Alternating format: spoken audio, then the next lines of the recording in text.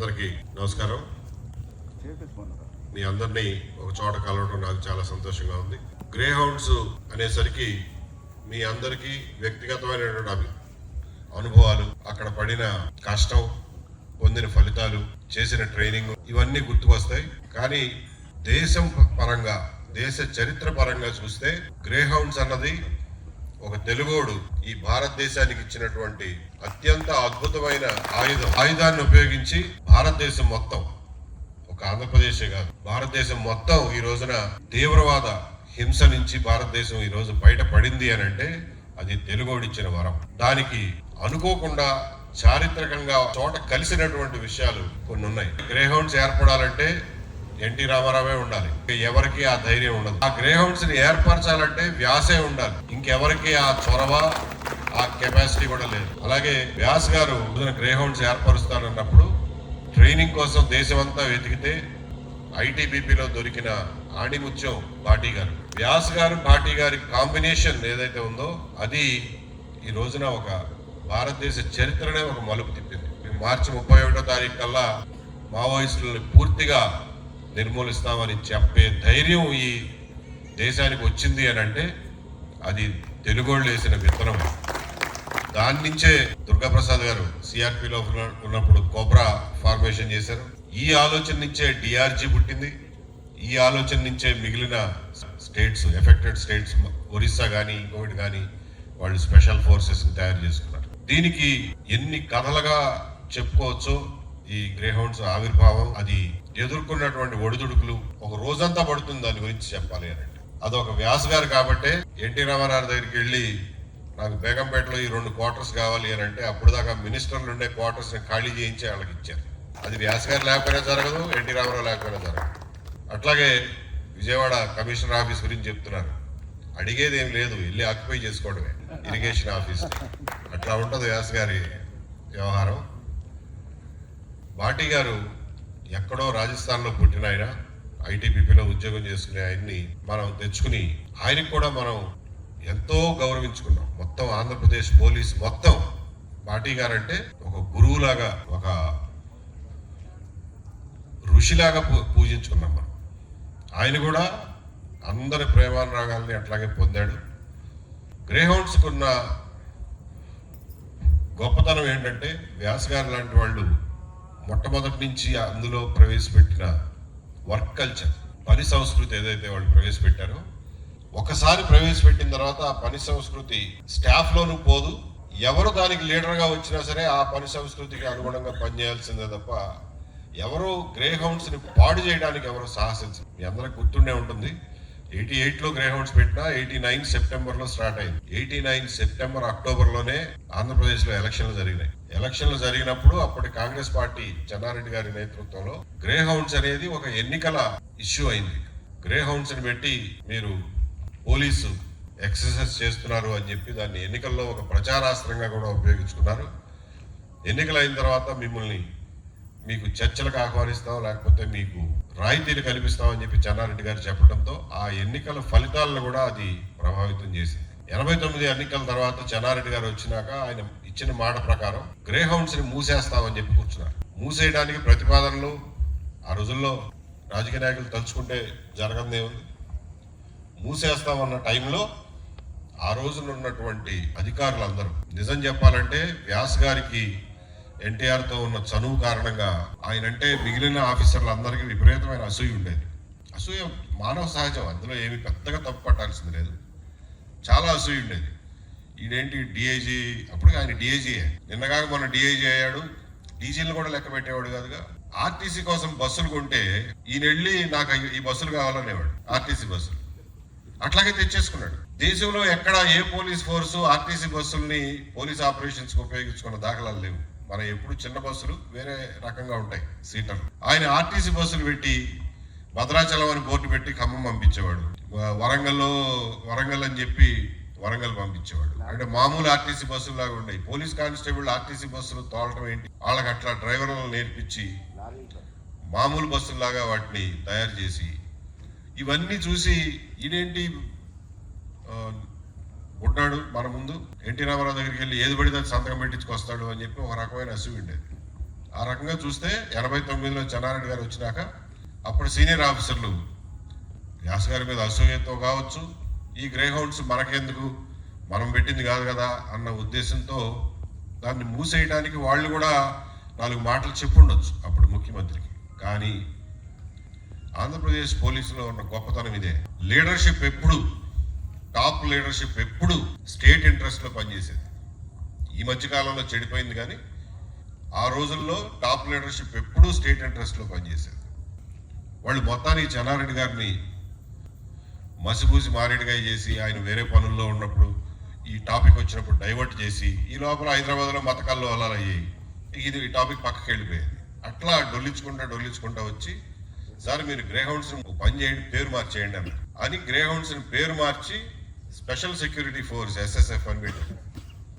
ఆ రకంగా grey hounds మూత పడకుండా కాపాడిన ఆ రోజుల్లో ఉన్న ఆఫీసర్లు అహ్లూవాలియా గారు, వీళ్ళందరినీ కూడా మనం గుర్తు చేసుకోవాల్సిన అవసరం. గ్రే హౌండ్స్ లాంటి సంస్థని స్థాపించడం వరకే కాదు, ఏ ఆఫీసర్లైనా తాత్కాలికమే, వాళ్ళు వస్తారు, రేపు పొద్దున్న ట్రాన్స్ఫర్ అయిపోతారు, కానీ వ్యవస్థను కాపాడుకోగలిగిన కెపాసిటీ లీడర్షిప్లో ఉండాలి. ఆ కెపాసిటీ ఆ రోజున ఆంధ్రప్రదేశ్ పోలీస్ లీడర్షిప్లో ఉండింది. అందుకని SSF బతికి బయటపడింది. మళ్ళా అదే కాంగ్రెస్ జమానాలో జనార్దన్ రెడ్డి గారు చీఫ్ మినిస్టర్గా ఉన్నప్పుడు మళ్ళా నక్సలైట్ల మీద బ్యాన్ పెట్టడం, మళ్ళా SSFని అభివృద్ధి చేయడం జరిగింది. SSF సింబల్గా అప్పుడు కరెంటు మెరుపు, ఆ మెరుపుతోటి ప్రసాద్ గారు అనుకుంటా ఆ ఎంబ్లం చేయించారు, జీసీగా ఉండేవాడు. ఆ తర్వాత 94 ఎలక్షన్లో మళ్ళా ఎన్టీ రామారావు గారు అధికారంలోకి వచ్చారు. అప్పట్లో ఉన్న వాళ్ళకి కొంతమంది గుర్తుంటుంది. All India commando duty meet మొట్టమొదటిసారిగా హైదరాబాద్లో గ్రే హౌండ్స్లో జరిగింది. 94 డిసెంబర్లో ఎలక్షన్ అయింది, 95లో జరిగింది. 95లో నేను వరంగల్లో OSDకి ఉండేవాడిని.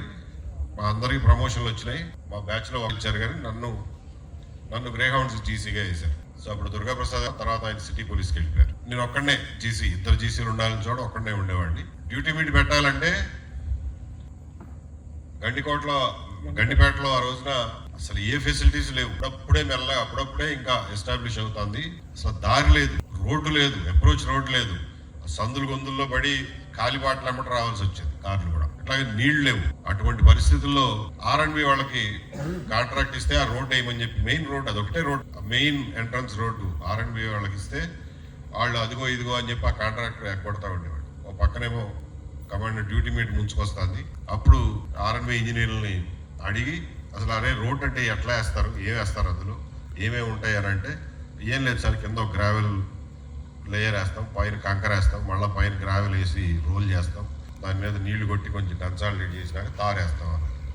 సరే ఇంతే కదా అని చెప్పి, మేమే వేసుకుంటాం పొండరా అని చెప్పి మన టీమ్స్ అన్నింటినీ పెట్టి, గ్రావెల్ దగ్గరలోనే దొరికేది, ఎన్ని కొండల బొట్లు కాబట్టి గ్రావెల్ తెచ్చి పోసేసాం. నాకు ఇప్పటికీ గుర్తు, బకెట్లలోను బాల్చాల్లోను మన గ్రే హౌండ్స్ టీంలు కంకర మోసి ఆ రోడ్డు మీద వేసి పరిచి శుభ్రం చేసి రోలింగ్ చేసి, ఎన్టీ రామారావు గారు ఇనాగరేషన్కి రావాలి కమాండర్ డ్యూటీ మీట్కి.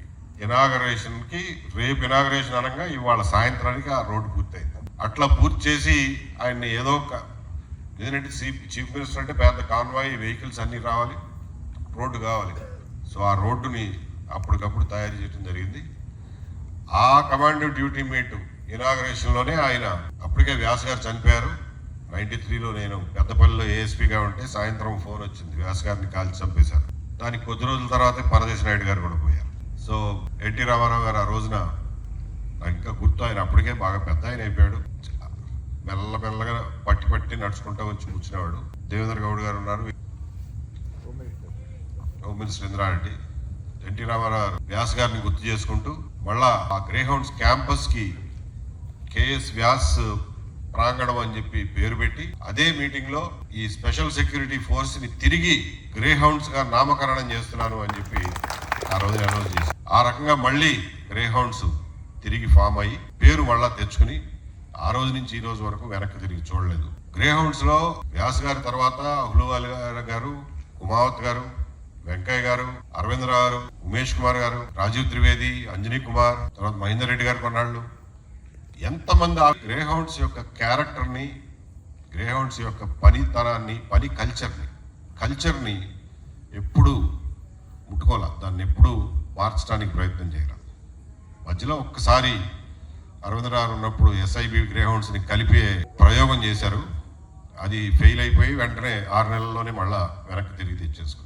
నేను జీసీగా ఉన్నప్పుడు కాళహస్తిలో ఎన్కౌంటర్ జరిగి మోహన్ చనిపోయాడు. అందులో ఒక ఇంజర్డ్ తిరుపతి హాస్పిటల్లో ఉంటే వెళ్ళాం. సుభాష్ ఏసీ వెళ్తే నేను వెళ్ళిన తర్వాత ఆ ఇంజర్డ్ కళ్ళమ్మట ఏడుస్తుంది, ఏదో ఉంది ఇందులో అని చెప్పి మిగిలిన వాళ్ళందరినీ బయటికి పంపించేసి అసలు ఏం జరిగిందో చెప్పరా అంటే యాక్చువల్గా ఇట్లా జరిగింది సార్ అని చెప్పాడు. నాకు 89 నుంచి 94 వరకు కాంగ్రెస్ జమానాలో ఒక రకంగా గ్రేహౌండ్స్ ఉండాలా వద్దా, నన్ను ఉంచాలా వద్దా, కొంచెం సవతి చూపు చూడటం జరిగింది పొలిటికల్ కారణాల వల్ల. సో ఒక్కసారి దీన్ని ప్రక్షాళన చేయాల్సిన అవసరం నాకు అనిపించింది మోహన్ ఇన్సిడెంట్ తర్వాత. అప్పుడు ఉన్నది నేను ఒక్కడనే. కుమావత్ గారు ట్రాన్స్ఫర్ అయిపోయి సిబిఐకి వెళ్ళిపోయాడు స్టేట్ నుంచి. సో వెంకయ్య గారు ఇన్ఛార్జిగా ఉండేవాడు. సో ఆయన ముందు ప్రపోజల్ పెట్టి, సార్ కొంతమంది 7-8 ఏళ్ల నుంచి ఉన్నారు, కొంత అలసత్వం వచ్చింది, కొంత లేజినెస్ వచ్చింది, సో కొంచెం ట్రిమ్ చేద్దాం సార్ ఫోర్స్ని, ఎందుకంటే ఇది డెప్యుటేషన్ ఫోర్స్ కాబట్టి ట్రిమ్ చేసి కొంతమందిని పంపించేసి లాంగ్ స్టాండింగ్లో పర్ఫార్మెన్స్ బాగోలేని వాళ్ళని పంపించేద్దామని ఆయనతో అంటే, సరే మంచిది కానీ అన్నాడు. ఆయన అంటే మెల్లగా లిస్టులు తయారు చేసి ఎవరెవరు బాగా పర్ఫామ్ చేస్తున్నారు ఎవరు లేదు అనేది తీసి ఒక్కొక్కళ్ళకి అబ్బాయి మీరు అందరూ రిపాట్రియేషన్ అని చెప్పి పెట్టాం. పెడితే ఊరుకుంటారా, అప్పుడే ఎలక్షన్లు అయినాయి 94 ఎలక్షన్లు. చంద్రబాబు నాయుడు గారు revenue minister, most powerful minister NT Rama Rao క్యాబినెట్లో. సో కొంతమంది పోయి ఎమ్మెల్యేలు పట్టుకుని రిటెన్షన్ కోసం ఆయన దగ్గరికి పోయారు. పోతే ఆయన రాజకీయ నాయకులకి ఏముంది పాపం ఏం చెప్పి వెంకయ్య గారికి ఫోన్ చేసి ఈయన ఎవరో కావాలంటే ఉంచండి అని. ఆయన అంటే వెంకయ్య గారు, వెంకటేశ్వరరావు ఇది చంద్రబాబు నాయుడు చెప్పాడా, నాకు చేయక తప్పదు, దీన్ని మార్చబాగా ఈయనంట ఉంచేసేయి. సర్లే సార్ చూద్దాంలే అని ఆయన వాళ్ళ అమ్మాయి యూపీఎస్సీకి ఇంటర్వ్యూ ఉంటే ఆయన ఢిల్లీ వెళ్ళారు. వెంకయ్య గారు వాళ్ళ అమ్మాయి తర్వాత సెలెక్ట్ అయ్యి కర్ణాటకలో ఎక్కడ చేస్తుంది. వెళ్తే నేను ఫైల్ మీద రాసి పారేసి కొంతమంది రికమెండేషన్లు పెడుతున్నారు అని చెప్పి ఊరికే రాసి పెట్టి నేను స్ట్రైట్గా చంద్రబాబు నాయుడు గారి దగ్గరికి వెళ్ళాను. అప్పుడు దాకా నేను ఆయన మొహం చూడలా, ఎప్పుడు కలవలా. వెళ్తే ఆయన ఏదో నేను అప్పుడే ఎస్పీలో అయ్యాం కదా, ఏదో గ్రే హౌన్స్లో ఉన్నాడు, టూప్ లైన్లో ఉన్నాడు కానీ పోస్టింగ్ కోసం వచ్చాడేమో అనుకుని అందరినీ పంపించేసి ఏంటి ఏం కావాలి, ఏం లేదు సార్ మీరు ఒక మా కానిస్టేబుల్కో హెడ్ కానిస్టేబుల్కో రిటెన్షన్ చెప్పారంట, ఇదేమో డెప్యుటేషన్ ఆర్గనైజేషన్, మేము ఎప్పటికప్పుడు మనుషులు మార్చుకుంటే తప్ప షార్ప్నెస్ ఉండదు ఆర్గనైజేషన్లో, ఇదేమో ఫైటింగ్ చేసే ఆర్గనైజేషను, చావు బతుకుల సమస్య, కాబట్టి మీరు రికమెండేషన్ విత్డ్రా చేసుకుంటే అతను రీపాట్రియేట్ చేసేస్తాను. ఈడెవడ ఇట్లాంటి దానికి నా దగ్గరకు వచ్చాడు అనుకుని ఉంటాడు. ఆయన కూడా కొంచెం పాపం మంచి మనసుతో సర్లే చేస్తే చేసుకోండి, వాళ్ళు కనుక మళ్ళీ వచ్చి అడిగితే మాత్రం రిటైన్ చేయండి, లేకపోతే మీ పని మీరు చేసుకోండి అన్నాడు. మంచి సార్ అని చెప్పి వెనక్కి వచ్చి ఫైల్ మీద met the revenue minister, took his consent and repatriating అని చెప్పి ఆర్డర్ ఇచ్చి వెంకయ్య గారు వెనక్కి వచ్చేసరికి ఇది ఫైల్ మీద రాస్తాను. ఆయన చూసి నువ్వు ఎక్కడ దొరికావా బాబు, ఒక కానిస్టేబుల్ రిటెన్షన్ కోసం కూడా ఇంత దూరం పోతావా నువ్వు, నేనేం చెప్పుకోవాలి ఆయనకి అంటే, మిమ్మల్ని ఏం అన్నాడు సార్, మీరేం కంగారు పడబాగండి, ఏమన్నా ఉంటే నా మీద పడేయండి అని చెప్పేవాడు. ఎందుకు చెప్తున్నానంటే ఇదేదో నా గొప్పతనం చెప్పడానికి కాదు, గ్రే హౌండ్స్ యొక్క ఇంటిగ్రిటీని నిలబెట్టడానికి మీకు తెలుసో తెలియకో ఎంతో మంది ఆఫీసర్లు ఇట్లా స్టబర్న్ గా నుంచోబట్టి ఆ ఆర్గనైజేషన్ నిలబడి.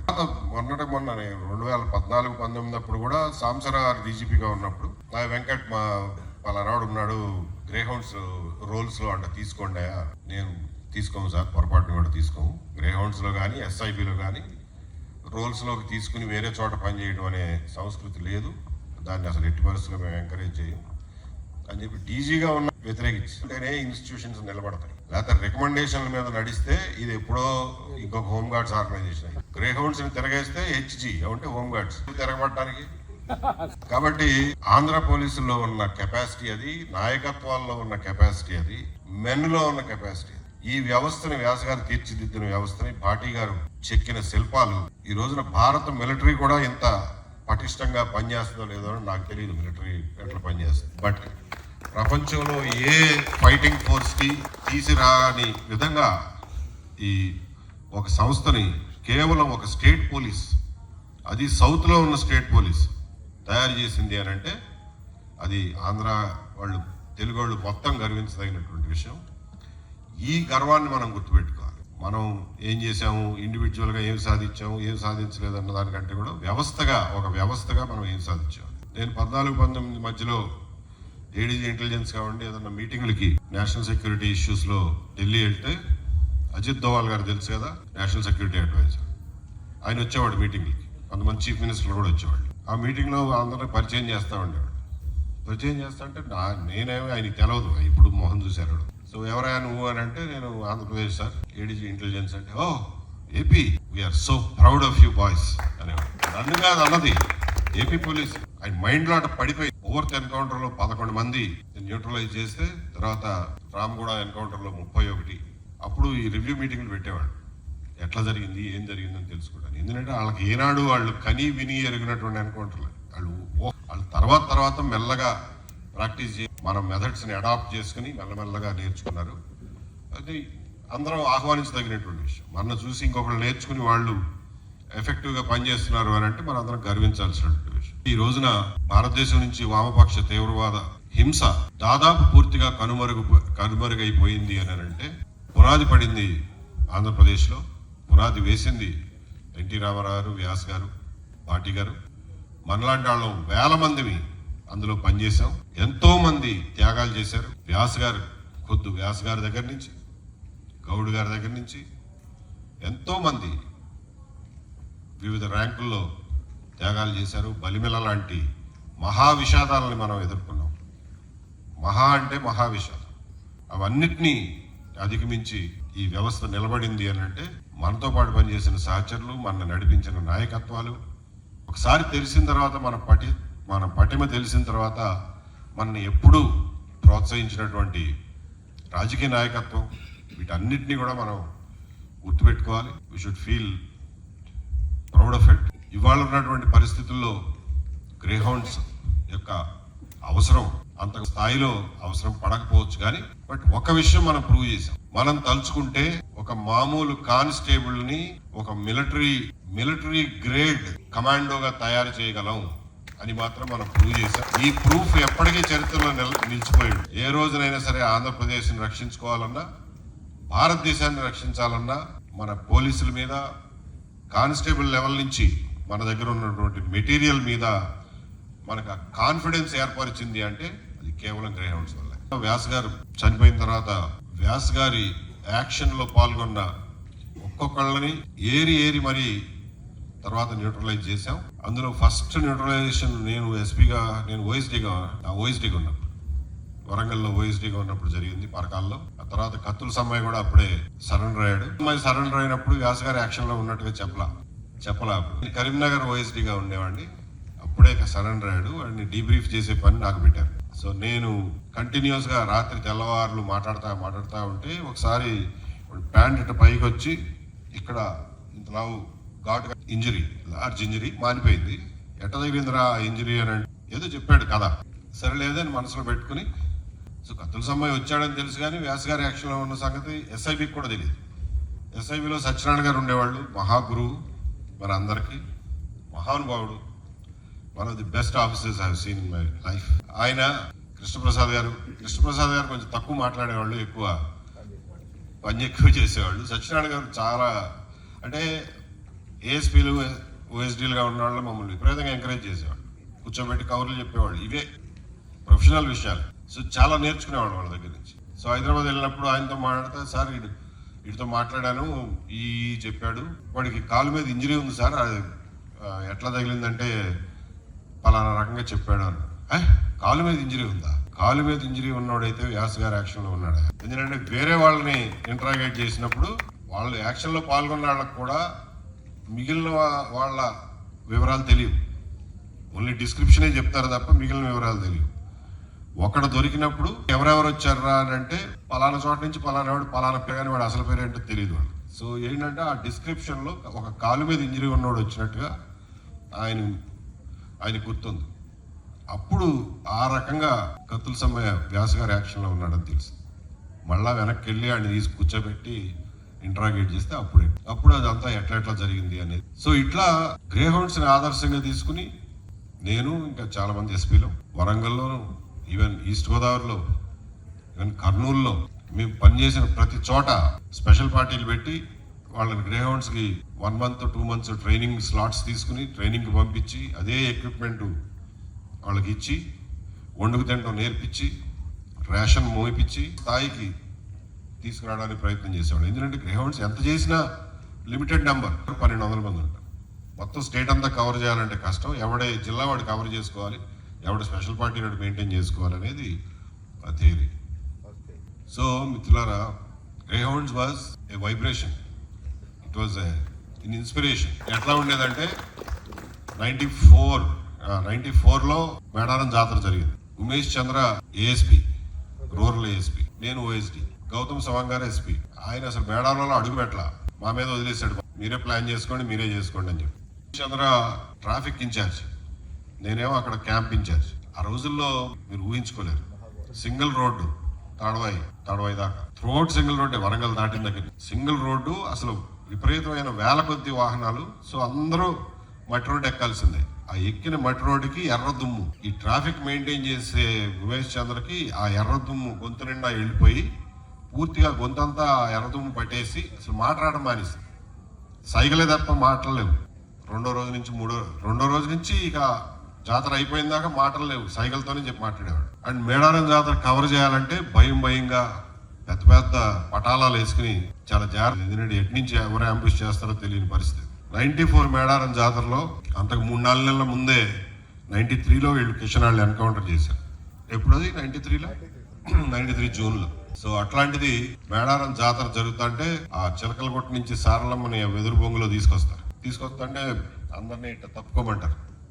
ముందర మన పోలీసులు ఉండి దారి చూపిస్తారు.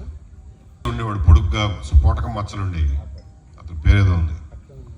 సో అతను నోట్లో విజిల్ వేసుకుని ఇట్లా రెడీ కాదు ఎవరొకన్నాడు వేస్తా అంటే కిషన్ వీళ్ళందరూ ఏకేలు పట్టుకుని గ్రేహౌండ్స్ యూనిఫామ్లో ముందర నడవడం. ఊహించుకోండి ఒకసారి ఎట్లా ఉంటుందో. వెనకాల దేవత వస్తుంది, ముందర పోలీసు వాడు విజిల్ వేసుకుంటే దారి చేస్తున్నాడు.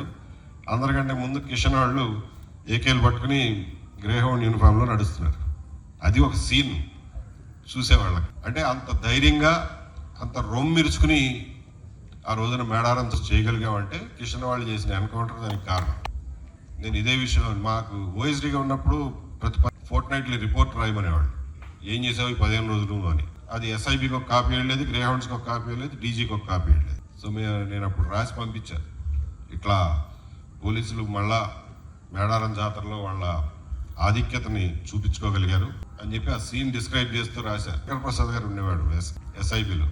ఆయన చదివి ఇట్ట కూడా రాస్తారా రిపోర్ట్లు, ఇవి కూడా రాస్తారా అని అడగడం చేశారు. సో ఇవన్నీ అసలు 1 కాదు 2 కాదు. గ్రేహౌండ్స్ని గుర్తించుకోవాలంటే రోజంతా పడుతుంది మీతో మాట్లాడాలంటే.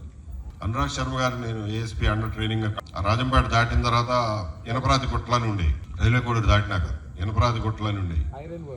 సో అనురాగ్ శర్మ గారు జీసీ ట్రైనింగ్ క్యాంప్ నడుస్తుంది, పార్టీ గారు ఉన్నారు, సంతోష్ మేరా గారు అప్పుడు స్క్వాడ్రన్ కమాండర్ అనుకుంటా. మమ్మల్ని అడవి ఎడ్జ్కి వచ్చి సంతోష్ మేరా గారు వీళ్ళందరూ తీసుకెళ్లారు. చిరిగిపోయిన ప్యాంటు, ఒళ్ళంతా బురద, తాగడానికి నీళ్ళు లేవు, చలం ఉంటే అందులో ఆ మురికి నీళ్ళే అందులో మన క్యాన్లో పోసుకుని తెచ్చుకున్నారు. అట్లా నడుచుకుంటూ క్యాంప్ దగ్గరికి వెళ్ళాం. ఆ రాత్రి అనురాగ్ శర్మ గారు, నేను ASP under training, Anurag Sharma గారు జీసీ, ఆయన పడుకున్నాడు, ఆ రాళ్ళ మీద మేము పడుకున్నాం. ఏమీ లేవు, ఆ దుప్పట్లు కూడా తీసుకెళ్ళాల. అదేమో అడవి కదా, విపరీతమైన చలి వేస్తుంది, దుప్పట్లు కూడా లేవు. ఆ షీట్లు ఉండే కదా మన ప్లాస్టిక్ షీట్ కింద ఒకటి పైన ఒకటి వేసుకుని పడుకుంటే రాత్రి అనురాగ్ శర్మ గారి ప్లాస్టిక్ షీట్ మీద జరని ఏదో బాకింది. సార్ గౌకుని లేచి ఇట్లా విదిలి చూస్తే పావు ఇట్లా మారిపోయింది. ఓయ్ అక్కడ లేదు అని చెప్పి నన్ను కూడా లేపితే ఇక భయం. సో అప్పుడు సెంట్రీ చేస్తున్న వాళ్ళ దగ్గర వాళ్ళ కంబళ్ళు తెచ్చుకుని కప్పుకుని పడుకున్నాం. మళ్ళా పొద్దున్నే ఎల్యూపీ మార్చినట్టున్నారు. ఆ షీట్తోనే డేరా లాగా వేస్తాం కదా, టెంట్ లాగా వేయటానికి రాయి తీసి దాని కింద మేక్ కొడదామని చూస్తే రాయి కింద ఇంకో పాము. ఇవి ఎర్లీ లైఫ్లో నా ఎర్లీ కెరియర్లో నాకు వచ్చిన అనుభవాలు. అంటే గ్రేహౌండ్స్ ఎటువంటి పరిస్థితుల్లో పనిచేస్తుందో అనేది నాకు పూర్తిగా ట్రైనింగ్ అయిపోయింది. అప్పుడు ట్రైనింగ్ అయిపోయింది. ఆ తర్వాత జీవితంలో ఎప్పుడు మర్చిపోలేం కదా గ్రే హౌండ్స్ పనిచేసే తీరు, వాళ్ళు పడే కష్టం, ఫీల్డ్లో ఉండే కష్ట సుఖాలు, వీటన్నిటిని ఎవరు మర్చిపోలేరు. సో ఆ రకంగా ఆఫీసర్లు మమ్మల్ని ట్రైన్ చేసేవాళ్ళు. దాంతోనే నేర్చుకుని లీడ్ చేయడానికి కూడా ముందు ట్రైన్ అవ్వాలి కదా. లీడర్షిప్ మాకేం కాలేజీల్లో నేర్పరు కదా, ఇవి అనుభవంతో జాబ్లో నేర్చుకోవాల్సినవి.